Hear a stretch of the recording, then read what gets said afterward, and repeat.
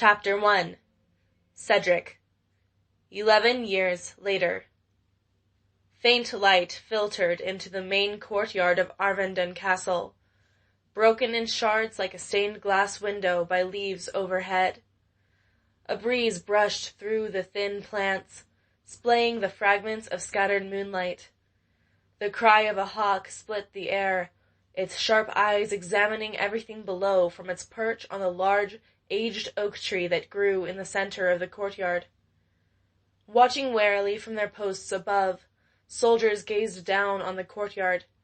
They made no sound and never drew attention to themselves, but one could always be sure they had an alert eye on those below as they marched the length of the wall, flickering torches in hand.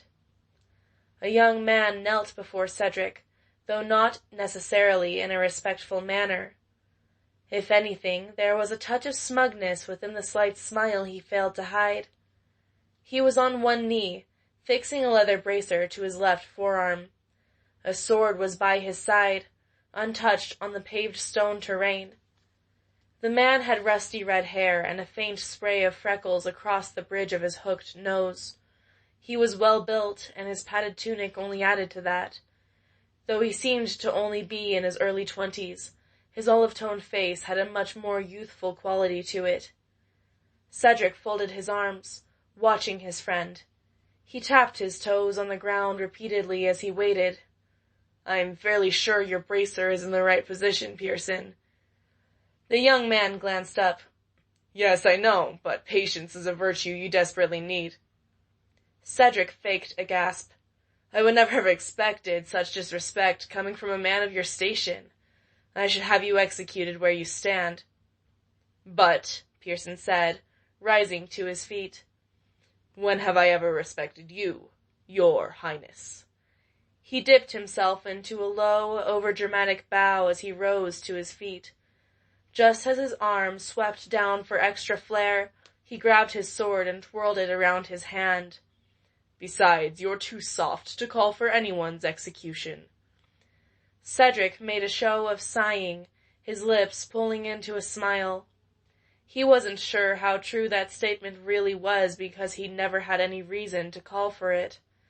In his life, treachery was out of the picture. His biggest worry was the judgment of the court and the people of Selarin as he prepared to one day fill his father's shoes as king of Selarin. He drew his sword from the elaborate sheath at his waist. As soon as the hilt settled into his palm, adrenaline flowed into him. His senses tuned, ready to catch anything that might come his way. His straight posture immediately switched to a fighting stance, his legs bracing him to a point of total stability. His fingers rippled over the leather binding of his hilt, and Pierson mirrored the pose. Within a heartbeat, the fight began. Pierson made the first move, lunging forward. Cedric sidestepped, allowing the blade to shoot past his chest. He swung at Pierson's exposed back, but the soldier rounded up and parried. All silence that had fallen on the courtyard earlier was chased away as the clashing of metal rang through the night air. "Rules for tonight?" Pierson asked, stepping back to avoid Cedric's swinging blade. "Disarm." "As always," he sighed. "One day you might actually have to kill someone. Training to disarm will not save you in a fight." Cedric gave a weak excuse for a smile. "Personally, if I have the choice to spare someone's life in a fight, I will." Pierson scoffed and let his stance relax into a lazy posture. It did nothing to alter his skill while fighting, much to Cedric's annoyment. "Come now, Cedric, I thought you enjoyed the thrill." "I do." Cedric lunged forward and rounded his weapon, forcing Pierson to harden his stance once more. "But that doesn't mean I want the cost to be a life." Cedric knew what his disadvantages were. He had been in fewer battles, seen less blood. Pierson, though just a few years older, had far more experience fighting. Real fighting. Cedric had spent much of his life learning from the best warriors Selarin had to offer. Ever since he could remember, he was training harder than any other soldier there. But training could never truly prepare you for the rush of adrenaline boiling in your blood when you knew that the outcome would end with your death or your opponent's. There was a feel to a fight, no matter how high the stakes, that one could only gain after that critical battle. Cedric hoped that if he was ever caught in those situations, which was almost inevitable, that it would end with no casualties. Pierson's moves were fluid and perfectly aimed, giving Cedric only enough time to maneuver his blade into a blocking position. "I thought you said you practiced," Pierson said, knocking Cedric's sword out of the way and leaving a vulnerable spot open on his chest. "I did," Cedric grunted, quickly drawing his arm in for protection. "But clearly you did too." "No, it just doesn't take much to defeat you." "What's got you so cocky tonight?" asked Cedric with a scoff. "Nothing." His grin widened. "But where's your spirit? You're not usually like—" He spun his blade in a lazy circle before swinging again. "This." Cedric felt a little taken back, so much so that he nearly forgot to block Pierson's next stroke. "And what is this?" "You're distracted," Pierson accused. Before Cedric had the chance to question further, a blur of metal flashed through the air, and a shock burst through Cedric's hand as Pierson's blade clashed against his. Sparks flew into the air as Cedric struggled to keep his fingers wrapped around the leather. He stumbled back to a point where he could regain his balance before lunging forward again. It was time to be on the offensive. When Pierson swung again, Cedric ducked, the slight whooshing sound next to his ear letting him know just how close the blade was to hitting him. Cedric popped up, full of a newfound energy, and Pierson whirled to face him, bringing the fight back into full swing. As Cedric fought, he could see a bead of sweat trickling from Pierson's mass of ginger tangles. That small achievement sent a grin flitting across his lips. "There you are!" Pierson exclaimed. "This has come back again, then. Now I'm wishing I hadn't said anything." Cedric smiled smugly. "It was your foolish actions that unleashed the mighty beast," he teased. "Beast? Don't flatter yourself. A house cat, maybe." "Cats still have claws," Cedric argued. Pierson lunged, and Cedric moved to block the attack. But it never came. Instead, Pierson ducked to the other side, his blade swinging fiercely in an upwards motion. This time, Cedric could not move fast enough. A shock jolted through his arm as his fingers slackened and his sword flew from his grasp. Pierson, in one fluid motion of grace and speed, took a step back, thrust his hand in the air, and caught Cedric's hilt in his extended palm. Cedric stared aghast at his raised sword, but couldn't keep from smiling as Pierson grinned devilishly. "It seems," he said, "that you have lost, Prince Cedric. Honestly, I thought that Runin would have taught you better." Yeah, gloat all you want." Cedric reached for his sword, but Pierson, being a few inches taller, held it just far enough away. "But I've never known you to stop after just one fight."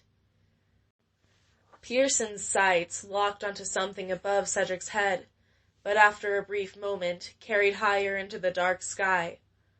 "I suppose we have time for one or two more." "Time?" Cedric inquired. "When have you ever cared about time?" "Since the king threatened to jail me for being a bad influence on you." "You?" Cedric scoffed.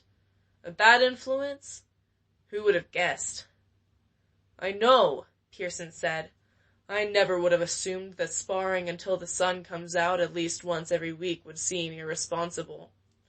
Not to mention your disrespect towards positions of power," Cedric pointed out, raising his eyebrows as he eyed his sword. "Tell me that you didn't neglect to bow to my father when he came into the great hall for audiences last week." "We all have our flaws." Pierson smirked and lowered the weapon just enough for Cedric to rescue it from his grasp. The soldier had been right about one thing, though. He was distracted. He'd been eagerly waiting for the sparring session since his confrontation with one of his father's counselors, Lord Remus Frammer, earlier that day.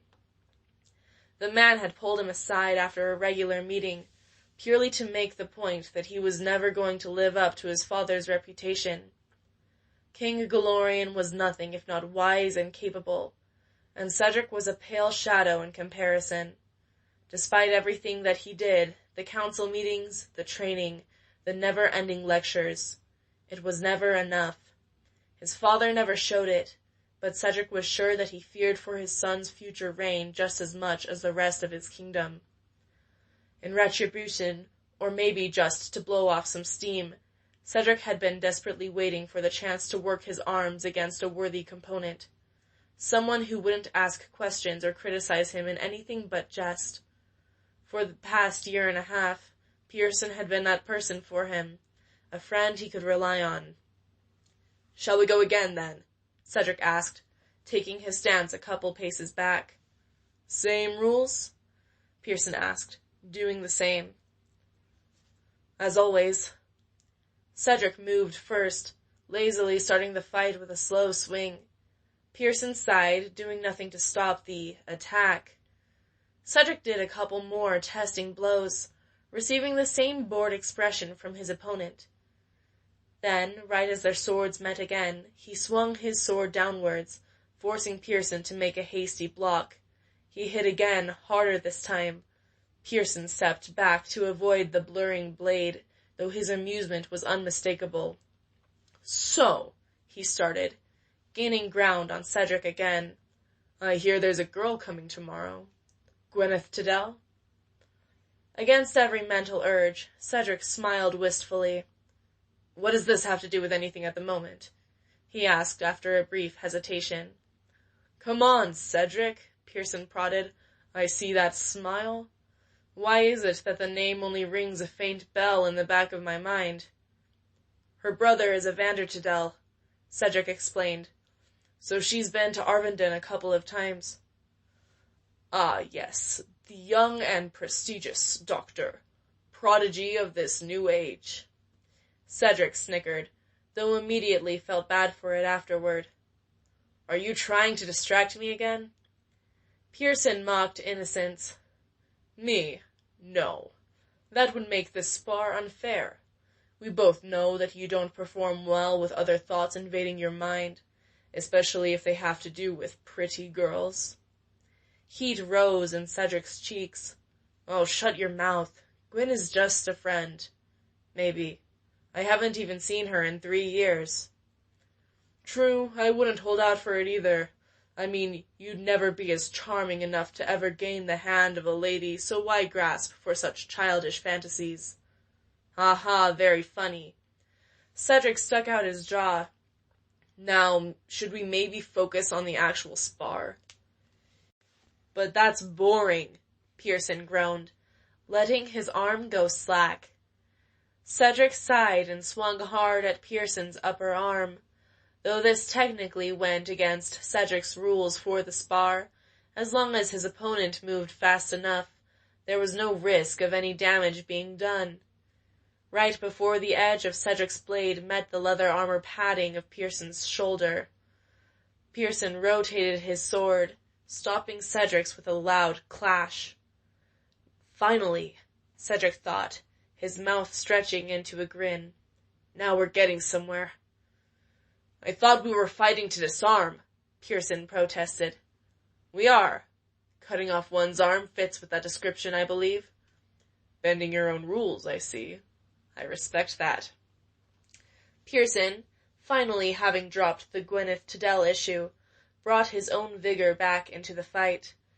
The rings of metal returned to a steady beat, almost as if they could have been the base to a dance of sorts. It was too fast-paced and loud for anything other than a hearty battle anthem. Pierson broke the beat as he feinted, pulling into a lunge, but this time Cedric was ready for it. With another duck, Cedric was in the perfect position to disarm him. Their blades impacted and held. Cedric raised his weapon, still locked on Pierson's, and stepped off to the side. Ignoring the risk of his next move, Cedric trapped Pierson's blade between his arm and side. Placing the edge of his own weapon against Pierson's sword arm, he took another side step. A flicker of pain and surprise crossed Pierson's face before the pressure forced upon his wrist broke his hold on the weapon. Triumphantly, Cedric removed the blade from under his arm and held the edge of it at Pierson's neck. "Looks like I win this time." "Looks like that, doesn't it?" Pierson agreed, looking down at the sharp metal hovering a hair's width away from his exposed skin. He took a step away from the blade, clapping slowly. Cedric returned the sword, his satisfied grin refusing to be smothered. "Another one?" Pierson asked, cocking his head. Cedric barely noticed his eyes flick back up towards the sky just like they had before the start of the last spar, but thought nothing more of it. "Of course. You said that we'd have time for 1 or 2 more?" There was something odd about Pierson's reluctance to spar again. On any other night, Pierson would have been the one pushing for a 6th or even a 7th fight. Is there something bothering him? Cedric wondered silently. There was an uneasy quiver in his voice when he relayed the question to his friend, almost as if his body was noticing something he wasn't. "Yeah, I'm fine," Pierson insisted, though his usually lazy smile looked forced. "I was just making sure we still have time for 1 more. "All right," Cedric nodded. He didn't dare look away from Pierson as he retook first position and waited for his friend to do the same. As soon as Pierson settled into the stance, the hawk, which had been silent for the duration of the night, cried out again. The sound was deep and long. It seemed distressed in some way. It was almost like it was issuing a warning. One more screech echoed through the air, and a flurry of wings shook the branches, a blur shooting out from the reaching leaves. And then, nothing. Complete silence. "Is there something wrong, Cedric?" Pierson asked. "I'm not sure. I thought I heard something." A wave of terror pushed into Cedric, almost knocking him from his feet with pure mental force. His sword fell from his hands, crashing to the cobblestone with a clang. He doubled over, his arms crossed tightly over his chest as a low moan escaped his lips. Something was dreadfully wrong. But what is it? Cedric frantically wondered, daring to pull himself out of his huddled state. As his eyes wandered towards the sky, they locked with Pierson's, whose expression was one full of confusion and concern. "Another attack?" he asked, taking a step towards Cedric. Cedric nodded painfully, squeezing his eyes shut and inhaling deeply. A shiver ran down his spine and bile rose in his throat. "Just need to find out what it is." Then it hit him. The surge of realization that crashed into him sent him reeling back, full of disarray and horror. It took all he could muster to utter the simple question. "Pierson," he croaked, "where are the vigils?" The upper walls surrounding the courtyard were devoid of all life and movement. The flickering of flames no longer reflected off of the watchtowers. The faint sound of armored boots no longer echoed high above their heads. Cedric's face was turned upwards, trying to catch any glimpse of hope that he was wrong. A grunt of pain came from Pierson, followed by a heavy thud as his body hit the ground. Cedric whirled around to see a hooded figure standing over his friend. 2 jagged daggers gleamed in the man's hands, the dark metal glinting as if thirsty to taste blood. Dark cloth shrouded him, a mask and hood obscuring his face in complete shadow. Cedric's stomach tightened and all color drained from his face. His heart raced, the pounding echoed through his head, overcoming any other thoughts. "They are gone, Prince," came the muffled voice of the hooded man, sick and venomous. His grip visibly tightened on the hilt of his weapons, He took a single haunting step forward, putting himself in between the crumpled body of Pierson and his target. The soldier didn't move. He didn't even groan. He just lay there, silent and possibly dead. But no, that couldn't be. Pierson was strong, never to be taken down in a single movement. He was fine, right? "What did you do to him?" he asked, shallow and, admittedly, scared. The assassin crouched lower. "He doesn't matter to me. You, unfortunately, do." The man took another step, and Cedric backed away, his shaking hand reaching at his waist for his sword. But there was nothing there. "Kings, of course there isn't, you idiot!" It was still where he had dropped it when the panic attack had hit, now closer to the assassin than himself. "Kings, kings, kings, kings, kings!" Cedric took another step back, taking a deep breath to compose himself. "You're fine. You can do this. Just calm down. With the raw, just calm down." The man almost seemed amused. He spun his daggers around his hands and slinked forward. Frozen in place with anxiety, Cedric could do nothing but stare as the assassin extended a foot towards his fallen weapon and kicked it several paces away, far beyond where Cedric could hope to reach it. "The thing is, Highness, there's no one around to hear you scream." Cedric barely had time to scream for help before the assassin lunged